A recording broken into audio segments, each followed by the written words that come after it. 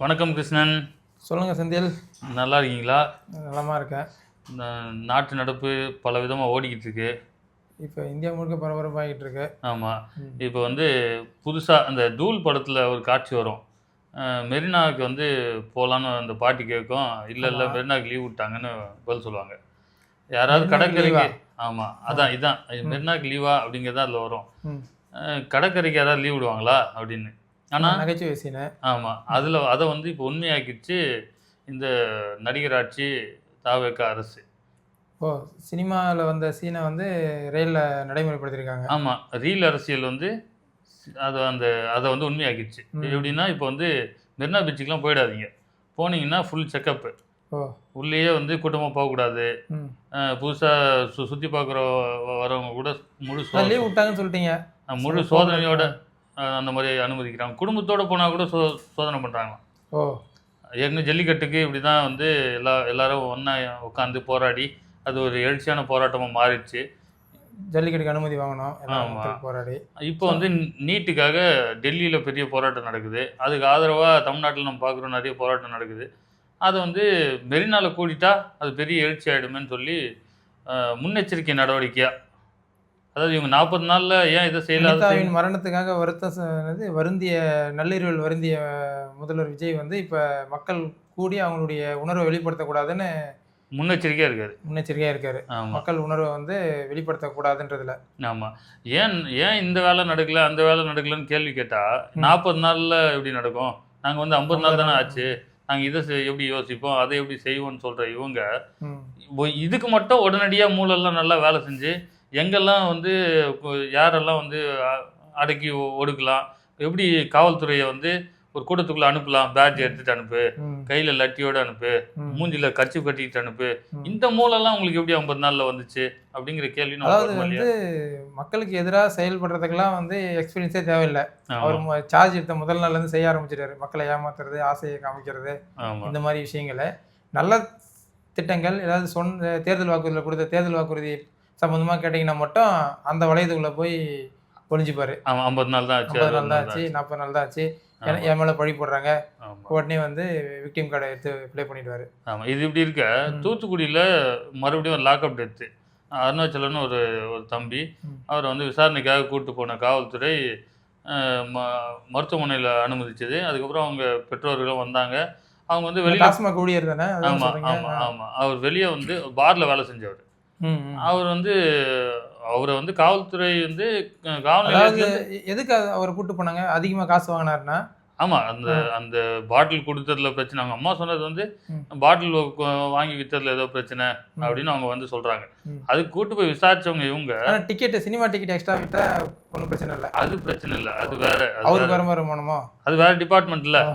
அந்த வருமானம் சினிமா துறைக்கு போகுது. ஆமாம், அதனால டாஸ்மார்க்ல மட்டும்தான் அவங்க விசாரணை எல்லாம் பயங்கரமா இருக்கும். கூட்டு போய் விசாரிச்சவங்க என்ன பண்ணிட்டாங்கன்னா, இந்த மாதிரி உங்கள் பையனுக்கு உடம்பு முடியல, மருத்துவமனைக்கு கூட்டு போயிட்டோன்னு அவங்க பெற்றோர் வர வச்சிருக்காங்க. வர வச்சு அவங்க பேசி வெளியே பேட்டி கொடுக்கும்போது என் பையன் அடிச்சதா சொன்னான் அப்படிலாம் அவங்க சொல்றாங்க.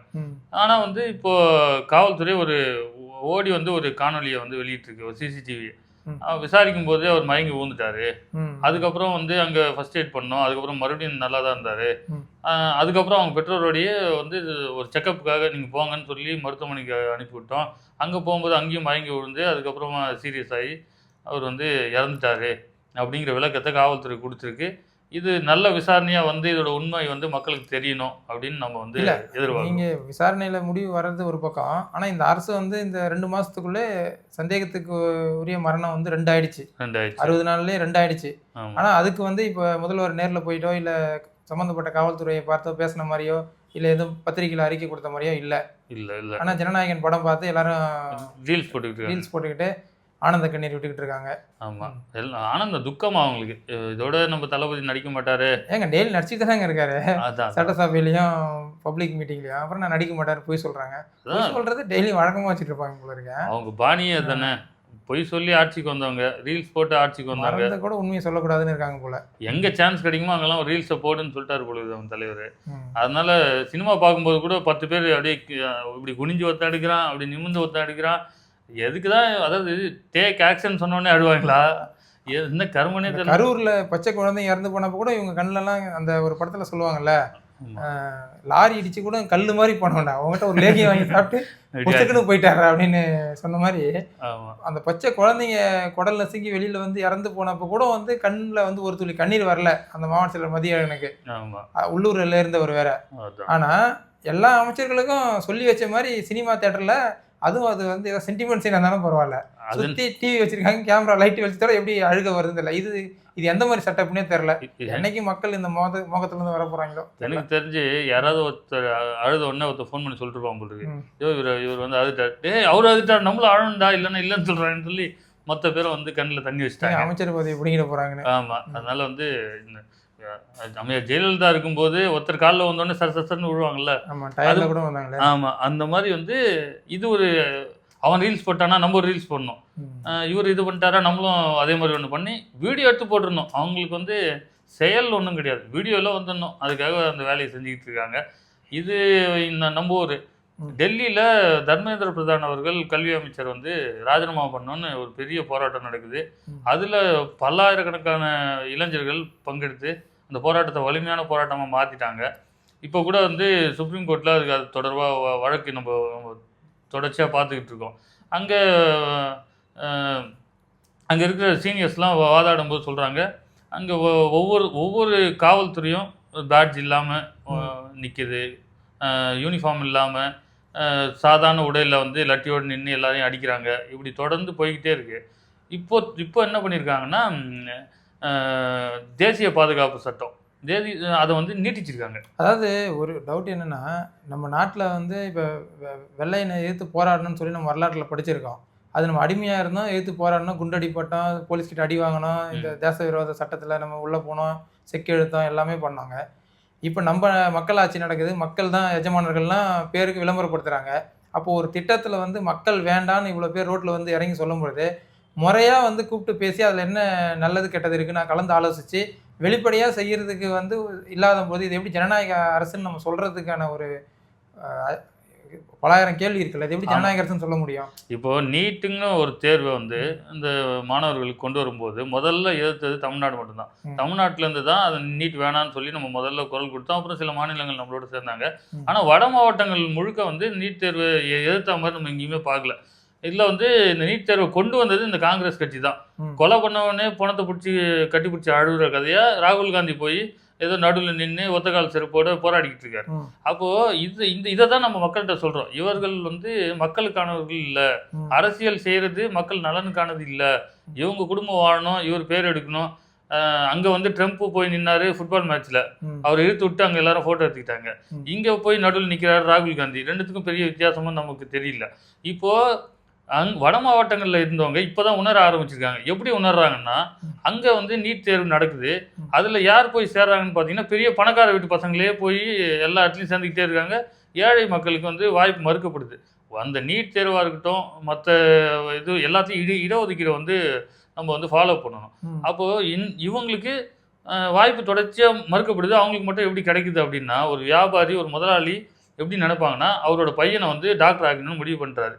டாக்டர் சீட் வாங்கணும்னா கட் ஆஃப் மார்க் இல்லை, +2ல் வாங்கின மார்க்கில் கட் ஆஃப் மார்க் இல்லை. அதுக்கப்புறம் ஒரு ஆப்ஷன் இருக்குது நீட் தேர்வு. அப்போ நீட் தேர்வு வந்து ஃபெயில் ஆகிட்டாரு, அந்த பையன் ஃபெயில் ஆகிட்டாருன்னா அவரை வந்து ஒரு மருத்துவக் கல்லூரியில் சேர்க்கணுன்னா 2-3 கோடி பணம் கட்ட வேண்டியது இருக்கும்.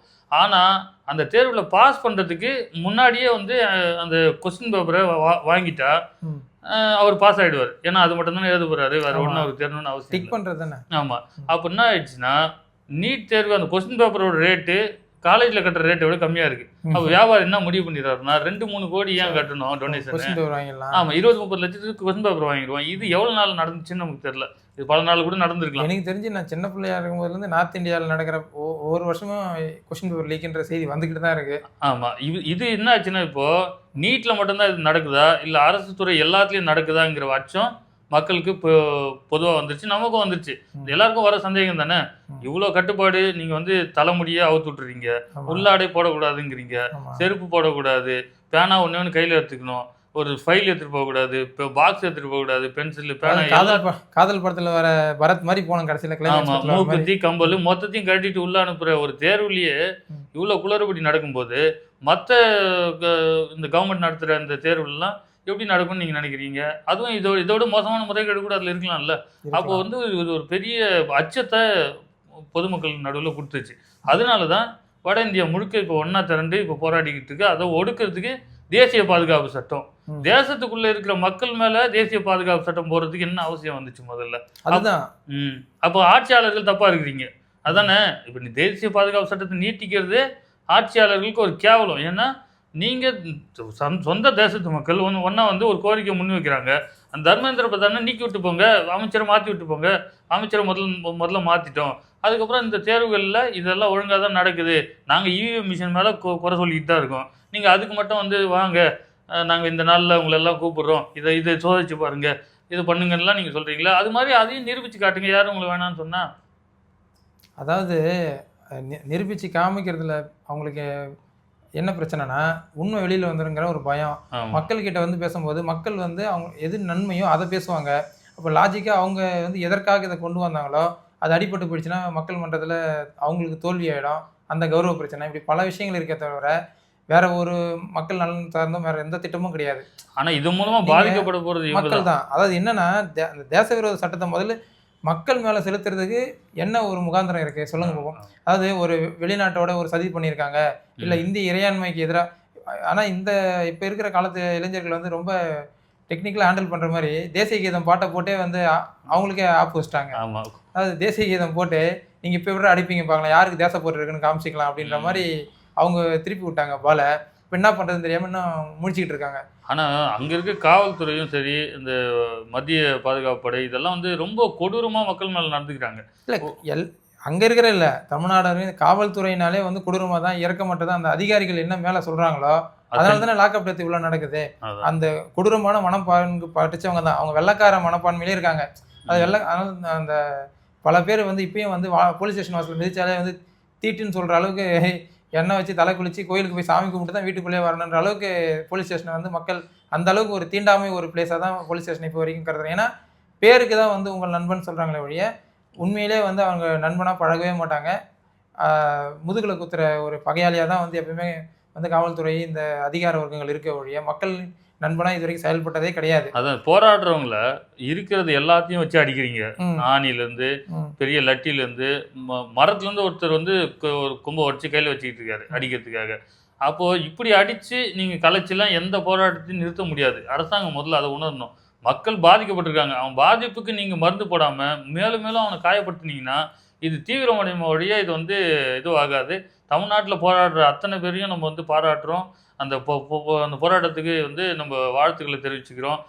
நாளைக்கு 25ஆம் தேதி காலையில் சைதாப்பேட்டை பனகல் மாளிகை அருகே நாம் தமிழர் கட்சி இளைஞர் பாசறை மாணவர் பாசறை சார்பாக இதுக்காக ஒரு பெரிய ஆர்ப்பாட்டம் காலையில் 10 மணிக்கு நடக்க இருக்குது. இதை வந்து ஒரு கட்சி போராட்டமாக இந்த கட்சிக்காரங்க தான் அங்கே வரணும் அப்படின்னு இல்லாமல் பொதுமக்களும் இளைஞர்களும் எப்படி டெல்லியில் ஒரு பெரிய போராட்டம் வந்து அந்த அரசாங்கத்தையே இப்போ உலுக்கி அவங்கள அந்த வேலையை செய்ய வைக்குதோ, செய்யணுன்ற நிர்பந்தத்துக்கு தள்ளுதோ, அது மாதிரி இங்கே நம்ம போராட்டத்தெல்லாம் அடக்கி ஒடுக்கணும்னு நினைக்கிது இந்த புதுசாக வந்த தாவேக அரசு, ரீல்ஸ் அரசு. இந்த ரீல்ஸ் அரசுக்கு எதிராக மக்கள் வந்து மக்கள் பிரச்சனைக்கு மக்கள் தான் இறங்கி போராடணுன்ற நிலைமைக்கு இப்போ நம்ம வந்துட்டோம். ஓட்டு போட்ட மக்கள் வந்து எதில் ஏமாந்தாங்களோ இல்லையோ இதில் நல்லா ஏமாந்துட்டீங்க. இந்த அரசு நமக்கு பக்கபலமாக இல்லை. இதுவும் திமுகவும் திராவிட கட்சியும் நீங்கள் சொன்ன மாதிரி திராவிட ஆட்சியின் நீட்சியாக தான் இவங்க இருக்காங்க. அப்போது இந்த ஆட்சி முறைக்கு எதிராக மக்கள் பிரச்சனைக்கு நாம தான் மக்களாக ஒன்று திரண்டு வந்து போராடணும். அதுக்காக நாளை காலையில் 10 மணிக்கு இளைஞர்களும் பொதுமக்களும் பெரிய ஆதரவை நாம் தமிழர் கட்சியோட ஆர்ப்பாட்டத்துக்கு தரணும்னு கேட்டுக்கிறோம். எல்லாரும் வாங்க, இந்த அநீதிகளுக்கு எதிராக ஒன்று திரண்டு போராடுவோம். எங்களுக்கு ஆதரவு கொடுக்குற அத்தனை பேருக்கும் நன்றியும் வணக்கம். வணக்கம்.